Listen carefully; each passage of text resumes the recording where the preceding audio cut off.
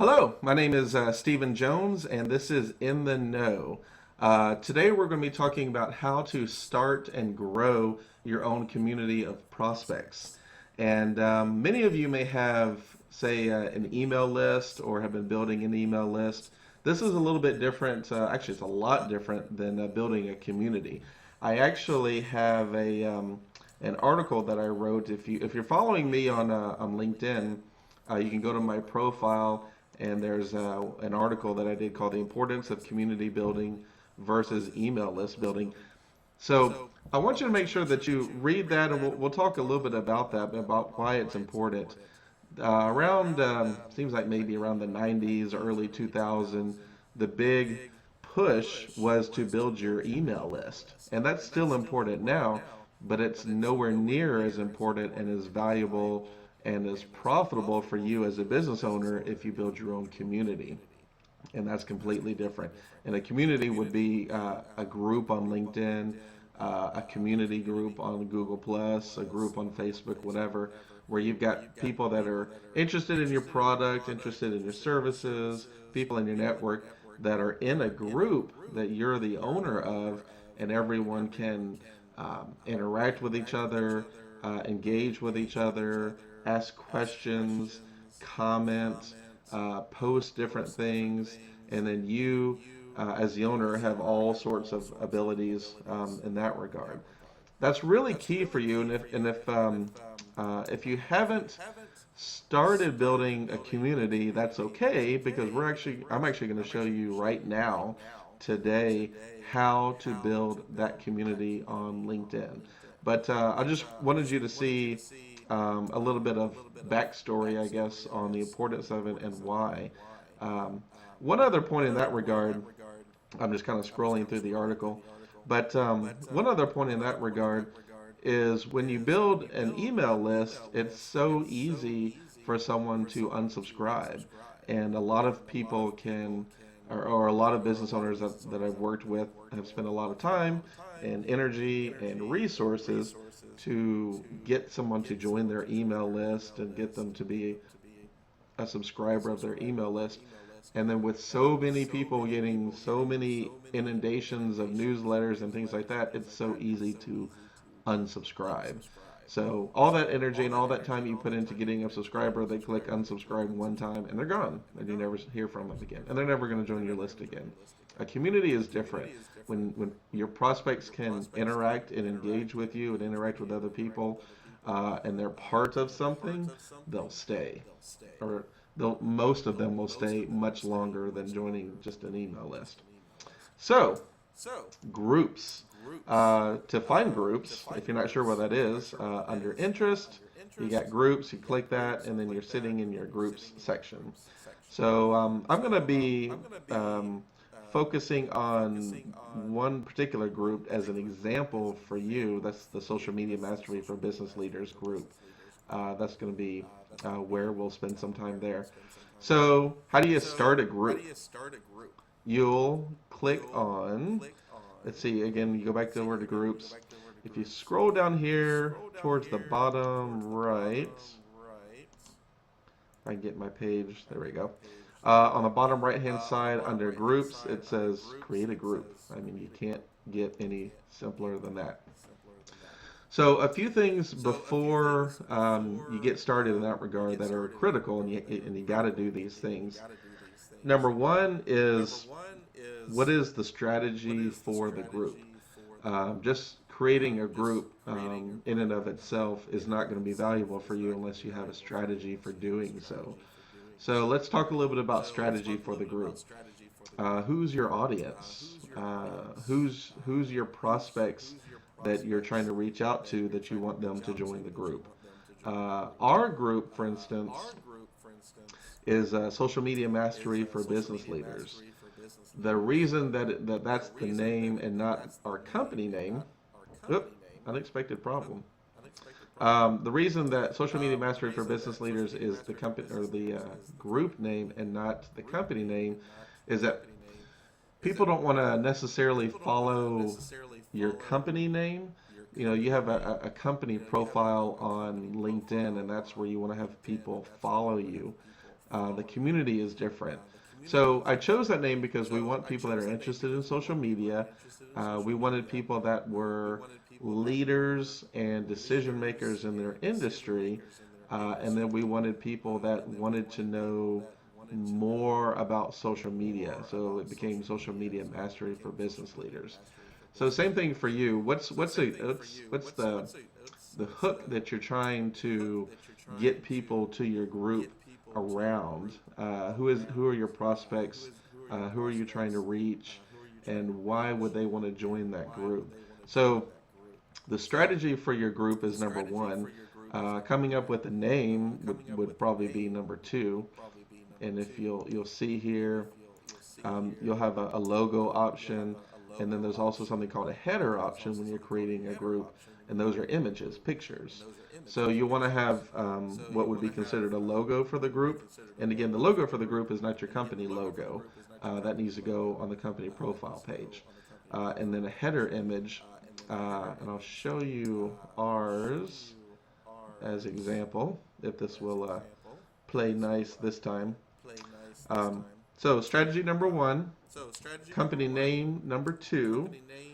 Number three is you want to have the relevant images. You want to have a logo for the group, and then you've probably seen ours. It's the little image right there of the LinkedIn and RSS feeds and Facebook and all that.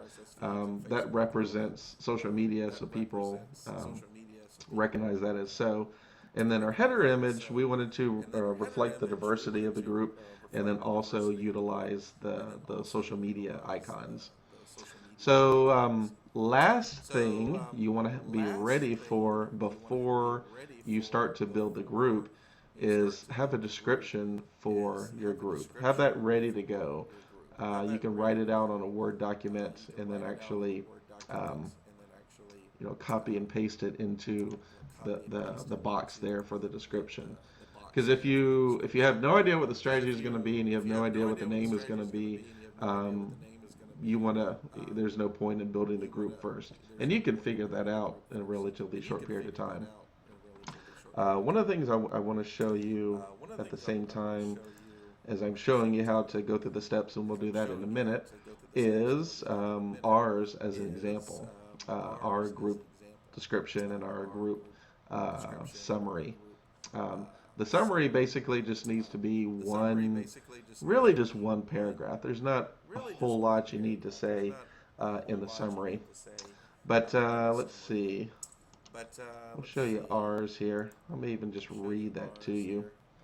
And again, this is our summary. This is who we're trying to attract. If you are an executive, small business owner, or career professional and are looking for tips, strategies, and resources on how to effectively turn your social media marketing activities into a positive ROI, then this is the group for you. It's quick.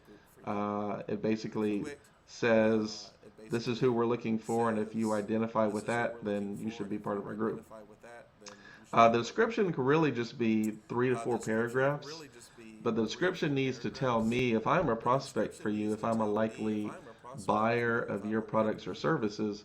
Your description needs to tell me why I need to be part of your group. Why is it beneficial for me? Why should I join your group and not the group next to you or the other 10,000 groups that are on LinkedIn? Why would I want to join your group? So that's something to carefully think through. And I'll just read just a little bit here, not very much, but let's see. We put Social Media Mastery for Business Leaders is an educational forum for industry best practices related to social media and community-based marketing. Because social media should be integrated into a company's existing sales and marketing activities, we are also open to discussions on how social media can be threaded with traditional forms of marketing. So there's some verbiage there on who the members are and why you'd want to join the group and things like that. So those are really, once you've got that, you've got the first half of the page ready to go for building your group. Your logo, your group name. Your type is going to usually be networking group. It's most of the time going to be networking group. your summary, your description. Your website is typically your website. It's your company website. There's not too many reasons to not have your website be there. So, because when people are researching the group, they want to find out where it's based from or who's sponsoring the group. That's where they can go and visit your website. All right, let's talk about auto join versus request to join. Auto join means basically maybe what it sounds like. Anybody can just walk in the group and be a member. There's nobody sitting at the front door checking IDs. They just walk right in and they're part of the group. For our clients, we always do request to join because we want to have some kind of a stoppage there to have either our project manager look at the profile, or maybe the client wants to look at the profile before letting them in, or whatever, someone on their team. So request to join is it's better, and I think typically it's a more professional group to have a request to join because you don't want to join a group where you feel like anybody can just walk in and anybody can be a member and nobody's checking the front door. So request to join is really the way to go. Let's see. If your group is based in a specific location, that's good because that will help in the searches when someone's searching maybe a group for a particular city. So if they're looking for groups in Milwaukee and you've designated the postal code that yours is a group based out of the greater Milwaukee area or wherever you are, that helps LinkedIn signify your group when people are searching for that particular area. Let's see. Got to check the agreement. The Twitter announcement, that's just a good way to connect your Twitter account to your group. And again, you got to check the agreement there. So let's say you've done that. You've created the open group.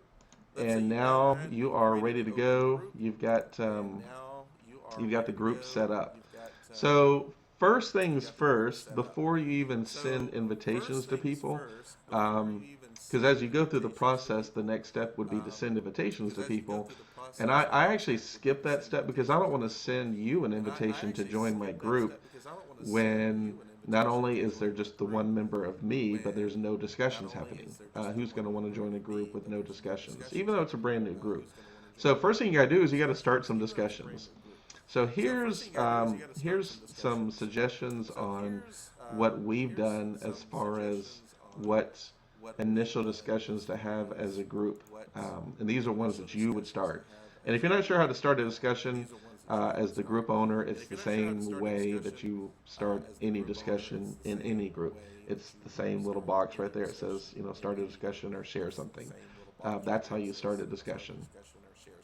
So what we've done is the first question or the first discussion is introduce yourself here. So I would make yourself a discussion called introduce yourself.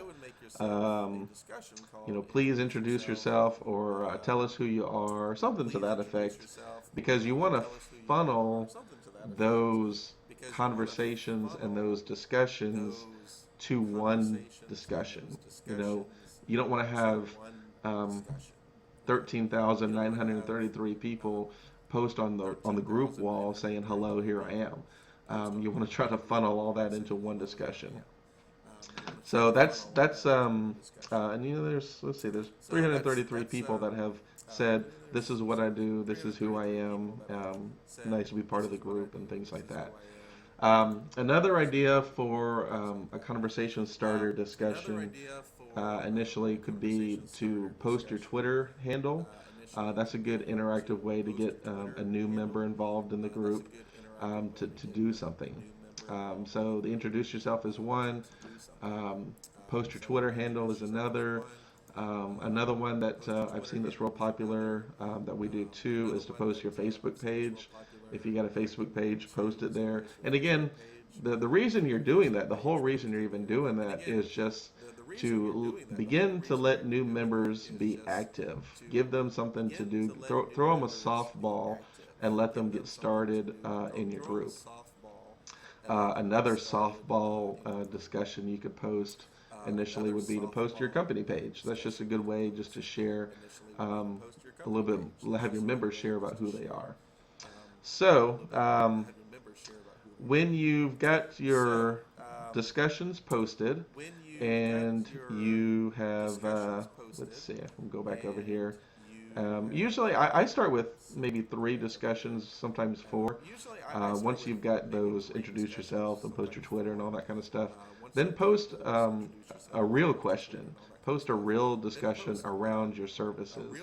Throw a question out there that engages your audience around the subject matter of the group. So, like for instance, if I was doing one right now, it would be something around social media. And there's just 1,000 directions we could go in that regard. Probably same thing for your industry. There's just 1,000 directions you can go. So pick one, pick another question, and put it out there for the group. And then I would then send invitations. So everything managerial that you'll do with your group, it pretty much starts in the Manage tab. Sending invitations is no different. So let's talk about once you've done the strategy, once you've created the title, once you've found your images, your header image and your logo, once you've created the description and created the summary, then you've created your discussions, and I'm trying to think logically all those steps in a row. And by the way, if that seems like a lot, you can just always go back and watch this video again. So now you've created your 3 or 4 discussions, and then you sent invitations, like right there, for members to join the group. You'll want to change a couple of templates in the group. And this is something that a lot of people don't do, and it's really silly. You have to change the templates. The templates are only there just to get you started.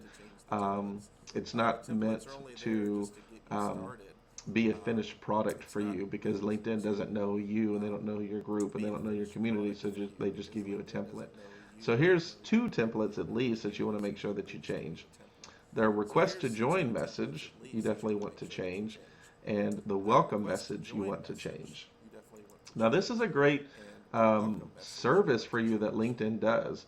When anybody requests to join your group, you don't have to send them a message to say, hey, thank you for your request. I'll get back to you momentarily. Things like that. LinkedIn will do it for you automatically while you sleep, while you're awake, whatever. It's a great tool. You just need to change the template. So we changed the subject to say your request to join Social Media Mastery for Business Leaders.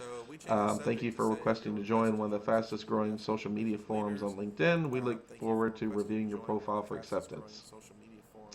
We'll do that in 24 to 72 hours. We keep it really short. You don't want to lay a lot of information on someone who's just requested to join your group. You want to keep it short, and you want to tell them what to do. So let's say I just requested to join your group. Now tell me what to do. What do you want me to do? So what we've decided is, in the meantime, feel free to connect with our Twitter community. That's one action. Give me one action to do. So I can follow Social Media Pros on Twitter, and now they're engaging with me on Twitter, as opposed to just a message that says, hey, we'll get back to you in a minute. Now I've got a new Twitter follower too. So the other thing that you want to change is the welcome message. The welcome message is key. Sometimes I'll put a lot of what I've said in the description of the group into the welcome message too, because they're very relevant. A lot of people, well, I would say a lot of people, some people don't read the description of the group. They just see the title and the summary, and maybe that's all they read about your group. There's many others that do read the description of the group, and that's why you need to have it be there. So what I do is I put a lot of that description into the welcome message. And you want to keep that, again, relatively short. This is probably 4 paragraphs. I've got it, broken down into, let's see, what we're about. Let's see, what's important. The important thing that I wanted to communicate was, please keep your sales-related advertisements out of the discussion area and reserved only for the promotions area. And by the way, you can see our welcome message when you join in our description. So you're welcome to use that as a basis. Don't steal our copy or anything. but just use that as a basis. And then I have a link to our company, and then I have a few social links for you to follow: Facebook, LinkedIn, and Twitter. So this is where I want to direct people for our Facebook group. This is my LinkedIn personal profile, and this is my Twitter personal profile. So again, I'm giving a description, I'm giving a hello and a welcome, and then I'm also giving them an action to do. So another action that you could do if you don't want to have them follow you on other social networks, um, maybe there's a PDF that they could download, and you put the link to the PDF in your welcome message. Um, Maybe there's a survey that you would like to have them go through, and the survey's on your website, and you could give them the link there. Um, maybe you've got a similar community on Google Plus, and you want to put the Google Plus community link there. I mean, there's so many things that you can do in this welcome message. I wouldn't do all of those things because, you know, just like you, if I give you 20 things to do, you're not gonna do any of them. But if I give you three things to do, you'll just do just a few. So keep it really simple. So that's basically in a nutshell how to create your group. Let me talk a little bit about growing your group.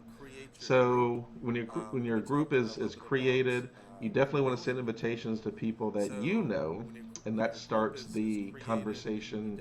Or I'm sorry, that starts the growth of the group. And you may have noticed, but whenever anybody does anything on LinkedIn, um, similar to Facebook and similar to Google Plus, is it shows up in the feed.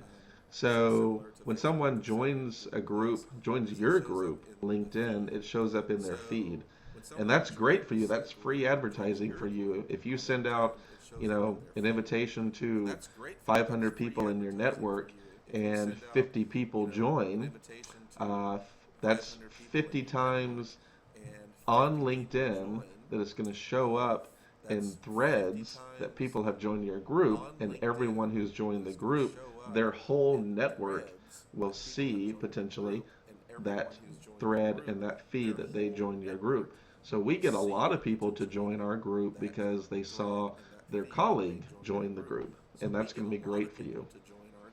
Another thing you could do is to put a link on your website. So we have a link that says Social Media Mastery for Business Leaders. Join us on LinkedIn. We have that on all of our pages as well. So I would definitely put it on your website. Put it in your email signature. When you send out an email to anybody, just drop it down there in your email signature. Say join our LinkedIn group or join our LinkedIn community, or whatever you want to say, and then have a link that goes directly to it. Just in case you want to know where in the world that link is for your group, now that I'm thinking about it, you go under Manage, you go to Send Invitations. That'll be the few links down from the top there.